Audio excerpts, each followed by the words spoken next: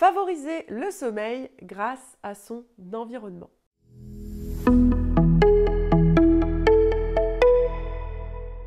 On se demande souvent comment favoriser le sommeil de son enfant et mettre toutes les chances de son côté pour qu'il puisse s'endormir le plus facilement possible et rester endormi le plus longtemps possible, notamment le soir. Bonjour, je suis Nathalie, accompagnante parentale et bienvenue sur ma chaîne. Ici, tu trouveras tous les éléments pour accompagner le développement de ton enfant de la grossesse à 3 ans.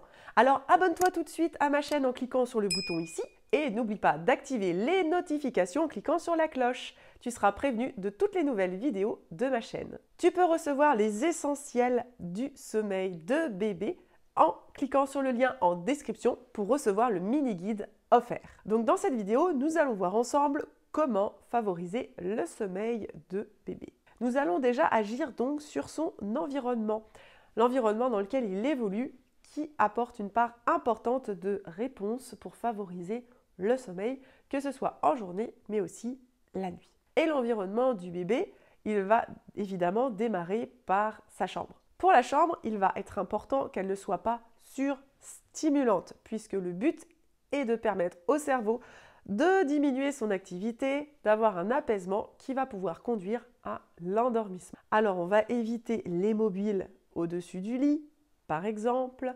On va éviter des couleurs trop criardes au mur, les décorations trop nombreuses qui finalement vont attirer la curiosité de bébé et ne pas forcément lui permettre de lâcher prise et entrer dans le sommeil.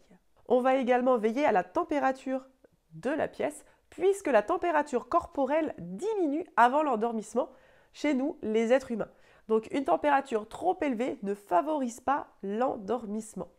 Donc veillez à ce que la température de la pièce reste autour de 19 degrés pour favoriser cette diminution de la température corporelle précurseur de l'endormissement. Dans le même esprit, si vous donnez un bain à votre enfant, veillez à ce que l'eau ne soit pas trop chaude, en tout cas si ce bain arrive peu de temps, moins d'1 heure avant l'endormissement de bébé. Car en effet, si on élève la température corporelle de notre enfant, vous comprenez qu'on va du coup à l'inverse de ce principe qui nécessite d'avoir une diminution de la température corporelle légère bien évidemment de bébé.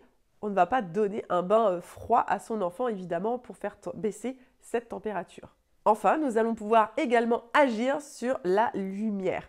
Pour nous endormir, nous avons besoin également de la mélatonine, cette hormone qui va favoriser l'endormissement. Pour que la mélatonine soit sécrétée, il faut notamment que le niveau de la luminosité soit faible. La lumière, en fait, bloque la sécrétion de mélatonine qui, elle, permet l'endormissement. Et encore heureusement, le matin, quand on se réveille, la plupart du temps, il fait jour. Heureusement que cette mélatonine n'est pas active pour qu'on puisse rester en état d'éveil et réaliser toutes nos activités de la journée. Mais le soir, la sécrétion de mélatonine commence à augmenter par le biais de notre chronobiologie, par le biais de notre physiologie, mais elle peut être bloquée par la lumière. D'où l'importance de ne pas exposer du coup déjà les enfants par rapport à leur développement aux écrans, mais également parce qu'elle favorise l'exposition à une lumière bleue qui est très intense et qui, elle, va bloquer la production de mélatonine.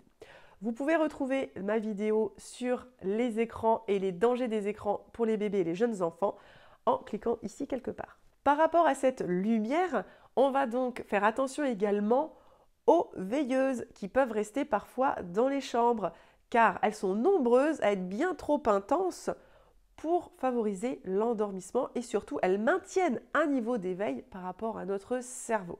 Il faut donc que si vous utilisiez une veilleuse, elle soit très faible en intensité ou soit dans un coin un petit peu caché pour ne pas garder le cerveau en alerte. On va pouvoir aussi également agir sur le côté air intérieur et donc il est bon de pouvoir aérer la chambre un petit peu avant l'endormissement, pas en présence de l'enfant évidemment pour éviter les courants d'air, mais de pouvoir aérer un petit peu. Cela va permettre de faire redescendre d'ailleurs la température de la pièce, mais également de renouveler l'air qui va nous aider également à un bon endormissement.